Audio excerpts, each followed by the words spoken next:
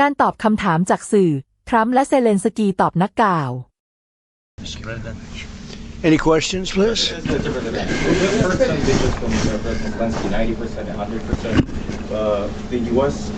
Ukraine security guarantees. What number are we at right now? Well, I think look, you can say 95%, but I don't like to say percentages. I just think we're doing very well. We could be very close. There are one or two very thorny issues, very tough issues, but I think we're doing very well. We've made a lot of progress today, but really we've made it over the last month. This is not a one-day process deal. This is very complicated stuff, but I think when the president says 95, I think, could be close to 95%. Yeah, please, behind you. Mr. President, can you agree on the so-called free trade zone on Donbas? How to separate the sites? How to make the separation line? Who will be responsible? The word agreed is too strong. I would say not agreed, but we're getting closer to an agreement on that, and that's a big issue. Certainly, that's one of the big issues, and I think we're closer than we were. Probably it's unresolved, but it's getting a lot closer. That's a very tough issue, but one that I think will get resolved. Yeah, please. We are receiving some mixed signals coming from Moscow, even after this talk. Can you assure us that you have received written or any formal response? Well, what was the issue? You have to tell me. What did they say? They are telling that Ukraine has to give up Donbas. Just very recent statement. Well, that's what they've been asking for, and there's a dispute about that. So they're going to have to iron that out. That's an issue they have to iron out. But I think it's moving in the right direction. Can you prepare for delaying the solution of peace agreement achieve? If something doesn't happen, you mean if something doesn't happen? Yeah, go ahead. May I ask? No, go ahead. You were going to finish your question.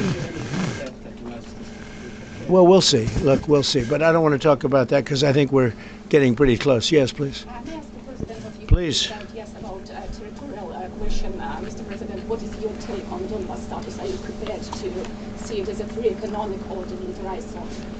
No, we spoke about 20 points plan, and I'm happy that really our team's very close to results. And I agree with President Trump that our teams work not one day and not one week, more than 1 month, beginning from Geneva, then 2 meetings in Miami, then we had Berlin, and now we have Mar-a-Lago. So this is a very difficult question.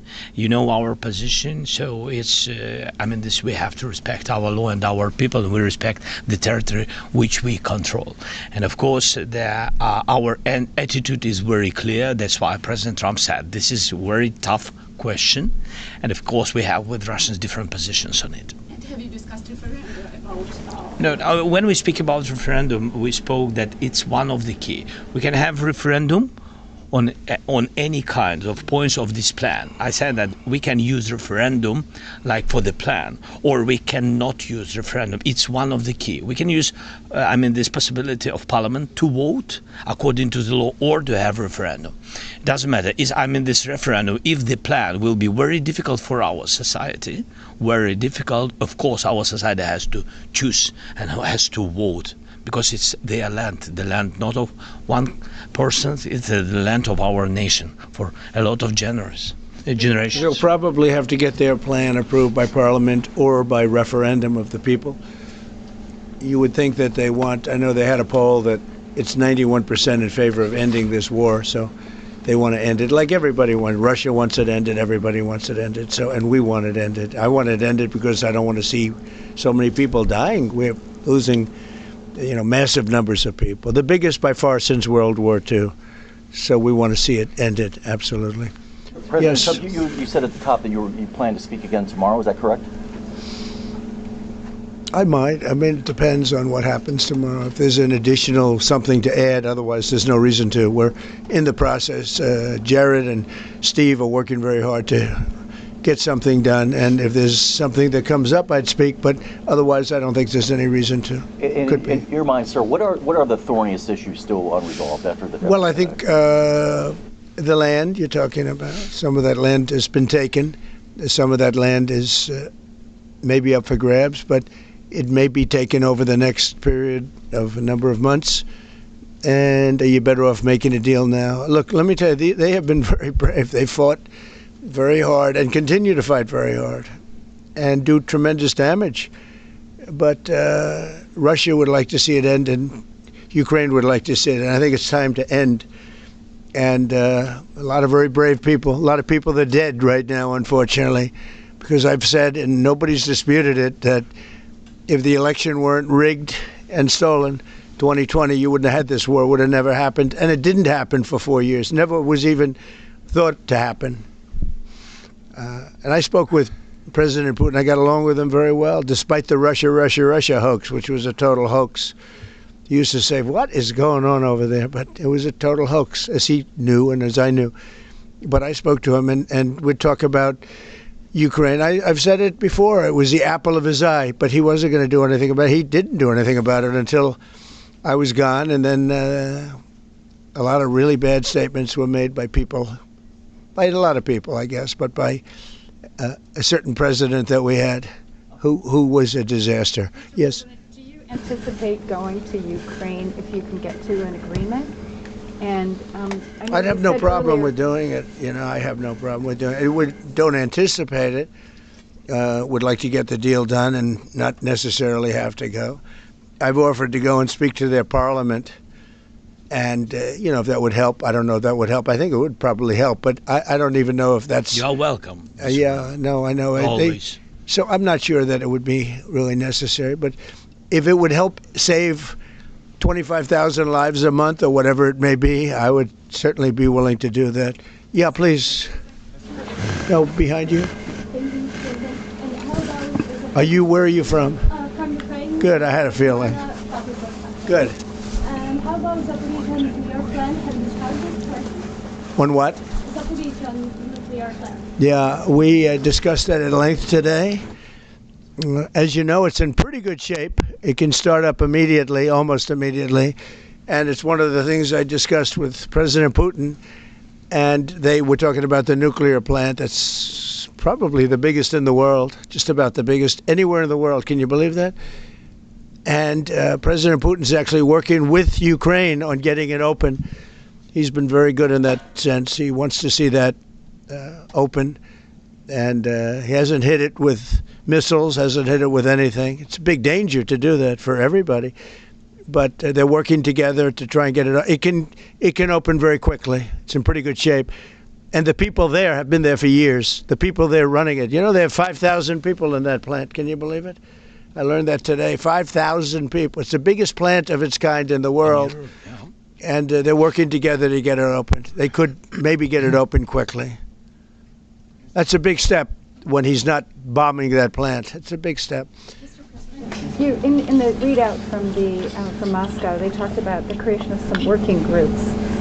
Yes. That would be set. Can you tell us about what those working groups would entail? And also, if you wouldn't mind, what is the message that you will give to Putin when you speak to him after your meeting? So the working group is going to be composed of Steve Witkoff, Jared Kushner, General Raisin Kane, Marco Rubio, and a few other people that we're going to be putting onto it. I think Pete Hegseth should be in that working group. He knows the territory very well. He's been fantastic at what he's doing. And they may add one or two people. And likewise, Ukraine's going to have some very good people that were at lunch today that enjoyed the lunch today a lot. More than they thought, right? But do you want to say who may be on your working group? Yeah, we now, as I said, that we work with Steve and Jared. We worked our Rustem Umerov and also Deputy Minister Gislitz and also General Gnatov, and they will continue work in this group. And of course, if we will go further, and I hope that really we will have decisions in January, as I said, about all these documents, 6 documents, and of course we will continue work on this, so they know what to do. Yes. And that working group, by the way, importantly, will also then be working with Russia, okay? Because to work with ourselves doesn't really solve much of a problem. So they'll be working with Russia. Yeah, please. This morning you weren't a deadline guy. How long do you think it'll take to get this last little bit, as you say, finished? What are we talking about? So if it went really well, you know, maybe a few weeks. And if it went poorly longer, and if it went really poorly, it's not going to happen. That would be a shame. There's that chance also. It's possible it doesn't happen. But, in a few weeks we will know one way or the other, I think. But if it went really well, but it could also go poorly. I mean, we could have something where one item that you're not thinking about as a big item breaks it up. Look, it's been a very difficult negotiation, very detailed. It's funny, I settled 8 wars. Some were going on for 35 years, and we got them settled in a couple of days. Some of them, one was going on for 37 years. I settled it in one day. But this is a very complex one. You want to put odds on it? What the bad? No, I think we'll get it done. I don't want to say when, but I think we're going to get it done. Yes, ma'am. Mr. President, you in the past have suggested a trilateral meeting between both Presidents Putin and Zelensky. Is Right. that something that is also on the docket? I see that happening, sure, at the right time. I saw a very interesting President Putin today. I mean, he wants to see it happen. He wants to see it. He told me very strongly. I believe him. Don't forget, we went through the Russia hoax together. And he'd call me, I'd call him, I'd say, can you believe the stuff that they're making up? And it turned out we were right. They made it all up. And despite that, we didn't get into wars and we didn't get into problems, but we weren't able to trade very much or any of that, which was a shame because, a lot of success could have been had by trading with Russia. They have great land, great minerals and other things, and we have things that they want very badly. But the Russia hoax, which was a terrible made-up fictional thing by Crooked Hillary and by Adam Shifty Schiff and bad people, sick people. They made it up. It was all a made-up hoax, but it kept us really from dealing with Russia, kept Russia from dealing with us. So, but despite that, we got along, and I don't know. I think we're going to get there. I know him very well. I think we're going to get there. Discuss any time, location, meeting place? Yeah, we're discussing a lot of things. No, look, I was on the phone with them for almost, I guess, 2.5 hours. They're just telling me now. It's a long time. We discussed a lot of things. We didn't talk about the weather. We weren't talking about what a beautiful day it is in Palm Beach, Florida. Yes. Trump, President Zelensky mentioned maybe a meeting with European leaders back in Washington. Would that be in the next few weeks? Well, in Washington or someplace, yeah. These leaders that I just read, these are great people. They've spent a lot of money on helping Ukraine. And look, they're doing it for themselves also, meaning their country, because Ukraine's a very important country for them in particular. For us, it's very important. To me, it's the lives. We're thousands and thousands of miles. We're protected by a thing called the Atlantic Ocean and lots of other places, to be honest. And they're not. They're right there. But we're working together with them as we should be. But I'm doing it to save lives. We're not spending any money. Biden gave $350 billion away. And the president was nice enough to give us a contract to take out rare earth and things. So we'll see how that all works out. We have a contract, but we appreciated that. He was very good. But we'll see how that works out. But if you think about it, we're going to have... I really believe we're probably, Mr. President, by far closer than ever before with both parties. We had some times when he was close and President Putin wasn't. Then when President Putin was close and he wasn't. You saw that in the White House. But I think they both want to see it happen. In your conversation with... You're saying that you've said multiple times that you want to stop the killing. And nearly 100 American citizens died in Ukraine on the battlefield. Yeah.